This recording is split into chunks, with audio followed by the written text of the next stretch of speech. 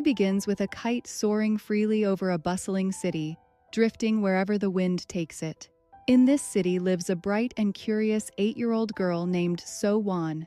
Despite her young age, she is remarkably intelligent. Every day she walks to school with her best friend, Young-suk.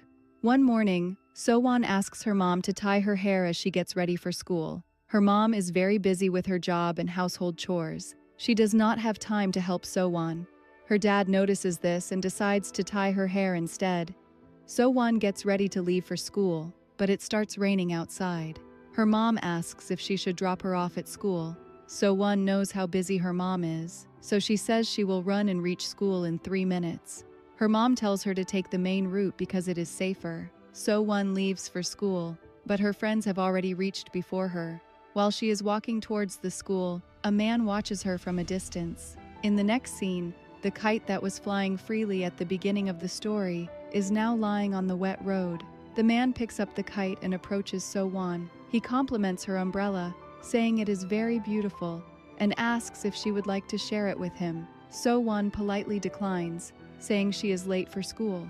She turns around and sees that the school is just a short distance away, but the heavy rain has left the area outside the school empty.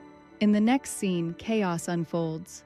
So-won's umbrella is completely broken. Her bag, shoes, and belongings are scattered in a deserted place. She is there too, injured and trembling. Summoning her last bit of strength, she uses her phone to call for help. Moments later, an ambulance arrives and rushes her to the hospital. When So-won's mother arrives at the hospital, she breaks down completely upon seeing her daughter's condition. So-won's body is covered in wounds, a testament to the brutality she endured. The man had not only assaulted her but had beaten her to the brink of death, yet by some miracle, So-won is still alive. The doctors inform her parents that surgery is necessary to save her life. After the operation, they explain the extent of the damage. To keep So-won alive, they had to remove large portions of her intestines and anus, replacing them with an artificial anus. They also fitted her with an ostomy bag, which would now manage her waist. The doctors deliver the heartbreaking news that So-won will have to live with this condition for the rest of her life. The weight of the tragedy bears down on her parents, leaving them to grapple with their grief and the long road ahead. When So-won finally regains consciousness, her father rushes to her side. She looks at him and asks if he didn't go to work today. Hearing her question, he is filled with guilt, feeling that he failed to be there for her. So-won, with a weak voice, asks him to catch the man who hurt her, telling him that the man wore pants with many pockets. So-won's dad tells her to rest, but she insists that she is feeling very sleepy. She worries that if she falls asleep, she will forget everything that happened. Deep down, So-won desperately wants the man to be caught, no matter what. Though she is only 8 years old, her wisdom far surpasses her age. A few moments later, she drifts off to sleep. Her father, fighting his own emotions, struggles to hold himself together as he quietly steps out of her room. Outside So-won's cabin, her parents are informed that the police have identified the man responsible for their daughter's suffering. So-won's father rushes to the police station, eager to take action. However, the police officer tells him that they lack the necessary evidence to arrest the man and need So-won's statement to proceed. When So-won's father shares this with his wife, she becomes furious. She doesn't want their daughter to relive the trauma by recalling the horrific event, and a heated argument ensues between them. It is clear that both of them are emotionally shattered, struggling to cope with the horror their daughter has faced. In the midst of their turmoil, a police officer approaches So-won's father and suggests that he go home to gather all of So-won's toys and bring them to the hospital. So-won's father is taken aback by this request. The officer explains that a female psychiatrist assigned to So-won has asked for it. Confused but willing to do whatever it takes, So-won's father goes home. There, he finds So-won's favorite toy, Kokomong, and carefully takes it with him to the hospital, hoping it will help his daughter in some way. At the hospital, a psychiatrist arrives to begin So-won's treatment. The female psychiatrist starts by playing with So-won, trying to build a bond of trust with her. She gives So-won her favorite toy, which brings a small smile to the girl's face. Gradually, So-won's behavior begins to return to normal. Once So-won feels more comfortable, The psychiatrist gently starts asking her questions. The entire session is recorded by the police officers present. The psychiatrist shows So-won photos of various people, one by one. When So-won sees the photo of the man who caused her pain, she immediately closes her eyes. The psychiatrist understands that this must be the culprit. To confirm, So-won is then shown a group of smaller photos and asked to identify the man. With great difficulty and trembling hands, So-won slowly lifts her finger and points at the monster who destroyed her life. With So-won's identification, the police finally have enough evidence to arrest the man responsible. Before leaving, the psychiatrist speaks with So-won's father. She explains that So-won needs time and support to heal both physically and mentally, and that her recovery will not be possible without the involvement of her family. Handing him her visiting card, she assures him that they can contact her anytime for help. However, So-won's mother overhears this conversation. Consumed by anger and frustration, she snatches the card and returns it to the psychiatrist, refusing any help. Meanwhile, the police successfully capture the rapist, and the news quickly spreads to the media. Reporters swarm the hospital to cover the incident. When So-won's father learns about this, he rushes to the hospital, determined to protect his daughter from the media frenzy. He knows how the press will sensationalize the tragedy, which could cause more harm to So-won. As the hospital staff prepares to shift So-won to another room, the reporters also follow. Realizing the situation is spiraling out of control, So-won's father lifts her onto his shoulders and carries her to a secluded room on the top floor. Meanwhile, So-won is overcome with fear and anxiety. She looks at her father with teary eyes and asks if she has done something wrong. He gently reassures her that she has done nothing wrong and tries to calm her down. As he comforts her, the bag attached to So-won to collect her waste suddenly bursts, spilling its contents onto the bed. Her father quickly moves to clean up and replace the bag. When he opens her clothes to fix it, So-won suddenly gets a severe attack of post-traumatic stress disorder. The horrific memories of the assault flood her mind, and she becomes completely restless. At first, her father is confused and unable to understand what is happening, but as realization dawns, he steps back, trembling with sorrow.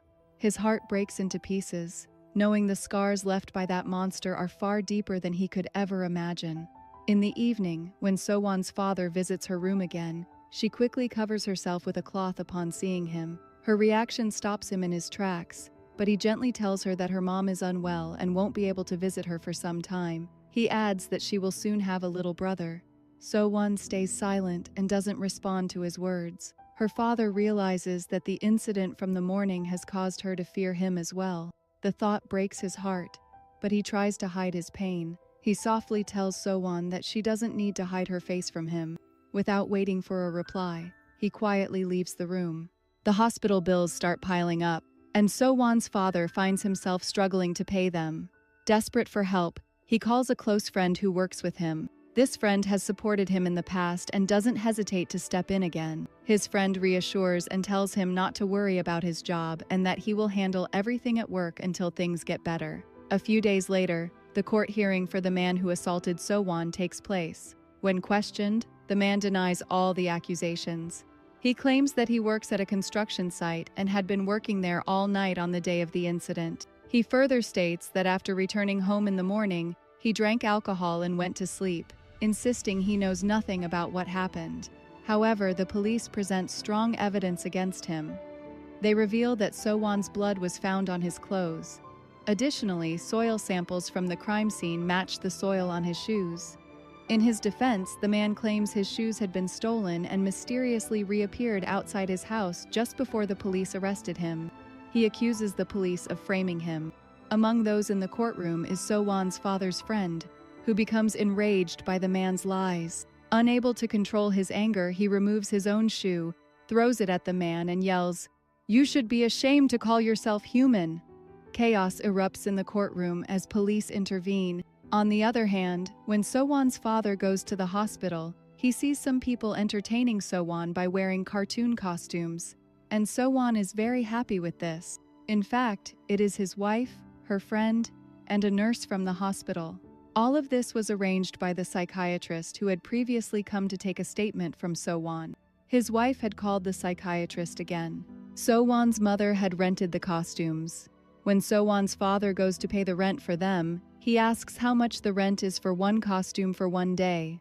The costume owner tells him that the rent for one day is $200, but So-won's father doesn't have that much money. He asks if he can pay for the costume in installments. Upon hearing this, the costume owner realizes that he doesn't have the money and, knowing about his situation, decides to help. He gives him one of Kokomong's costumes for free, saying that he can return it once his work is done. After this, So-won's father enters her room wearing the Kokomong costume, and So-won is overjoyed to see it.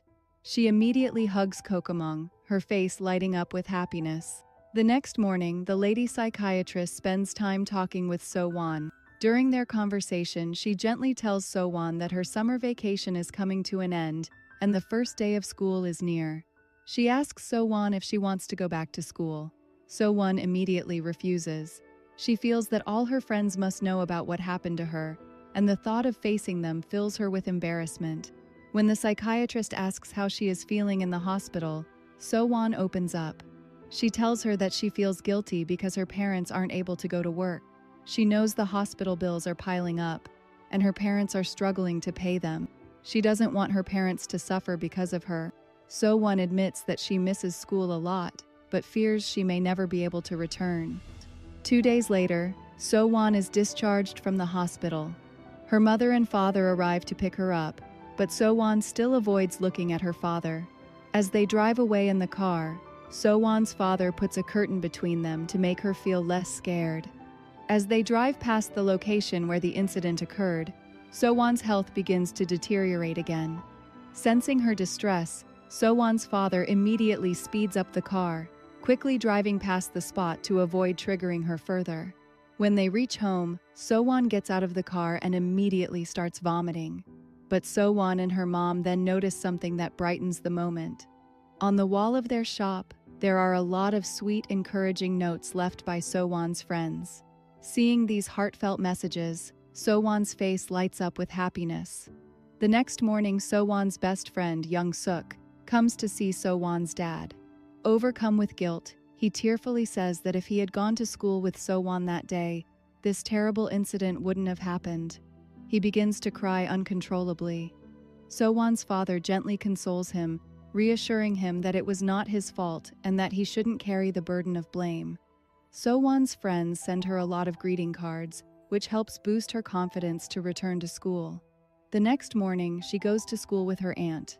However, So-won starts feeling uneasy due to her ostomy bag. She worries about what to say if her friends ask her about it since she doesn't have an answer. Moreover, she notices her friends looking at her strangely, making her feel even more uncomfortable. But just as she begins to feel overwhelmed, her dad appears, wearing the Kokomong costume. His presence lifts her spirits and gives her the confidence she needs. As the days pass, So-won's dad continues to follow her to school, always dressed in the Kokomong costume to make her feel less lonely. He also speaks to the school principal, requesting that So-won be kept a little away from the male teachers to ensure her comfort. To further ease So-won's anxiety, her dad buys her a waste bag and fills it with chocolates. This way, when her friends ask about her bag, she can confidently tell them that it's filled with treats. So-won's dad goes to great lengths to make sure she never feels embarrassed or out of place. The next day, when So-won is heading to school, her friends ask her what's in the bag around her waist. So-won confidently says that there are chocolates inside.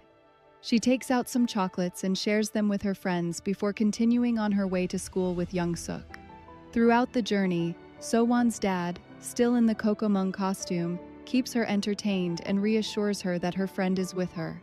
However, So-won soon realizes that her dad is inside the costume. She repeatedly tries to talk to Kokomong, but the costume doesn't respond. Curious, So-won takes Kokomong to her mom's shop and asks her if Kokomong is actually her dad inside the costume. So-won's mom removes the mask, revealing her dad, who is drenched in sweat from the heat inside the suit. Seeing her dad in this condition, So-won gently goes to him and wipes the sweat from his face. In that moment, the emotional distance between So-won and her dad finally begins to close, and they reconnect. In the next scene, a police officer calls So-won's father to meet him and informs him that the case against the rapist is weakening. The officer explains that the rapist has claimed to be physically or mentally unstable. He has filed a petition based on these claims. This means that So-won will now have to testify in court. So-won's father knows that this is not the right path for his daughter. With no other options, So-won's father goes to the jail to meet the rapist. The man tells So-won's father that he is innocent, claiming that only an animal would commit such a crime. However, in the next breath, he proposes a compromise. He says that although he has no money right now, he will pay So-won's father as much as he wants once he is released from jail. So-won's father realizes from his words that the man remembers everything and is lying about his memory. The rapist then begins threatening So-won's father, saying that he will soon be out of jail and might repeat his actions. So-won's father is consumed with anger at the rapist's words and, in a fit of rage, starts smashing the glass of the jail with a chair. In the next scene, we are shown the court where the rapist is presented once again. This time, So-won is also called to testify. She identifies the rapist and the court declares him guilty. However, despite the heinous crime, the rapist is only sentenced to 12 years in prison. This decision infuriates everyone present in the courtroom, and So-won's father, in a fit of rage, moves forward to kill the rapist. But as he begins to approach the rapist, So-won steps forward and grabs her father, pleading with him to go home. Her father, overcome with emotion, stops and hugs his daughter tightly. A few months later, we see So-won's mother has delivered a baby, and So-won now has a brother.